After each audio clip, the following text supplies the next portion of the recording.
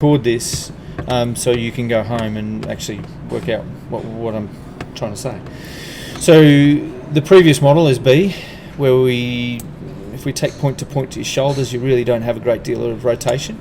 There's nothing in that lower half, or not a great deal in that lower half. So what happens is it puts a huge amount of stress on mid-thoracic in your back. So you end up knackered, essentially. And you also create exceptional amount of wrist angles here, to the extent where it cups your left wrist, which then as soon as you cup your left wrist, it opens the club face. Okay, so from here all we've done is opened your right foot out, so that way instead of being straight, and we've got you to rotate, and I've placed you in position. Yep, and I've placed you into position, so now we've got a flat left wrist. It feels flat and in behind you, but it doesn't look flat and in behind you. And then as soon as we press play, we start to see now the shaft is coming down through here. Okay, I'm not going to be happy until it dissects your right forearm. Okay, so it's still a little vertical, but it's okay. It's not too bad.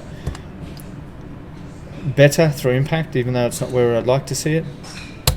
And then we go to the other side, and we start looking at how vertical the shaft goes up and your forearm goes up, and then how vertical this shaft is coming down, and we start to see it out there. And now we've got it, now we've got it about there, but I'm not going to be happy until it gets to there. Okay, that's when you'll start to see the significant change with your driver. So then, because as a consequence of this, the body has to stall and stop, and then that's where you get that flicking motion. Yeah. Okay.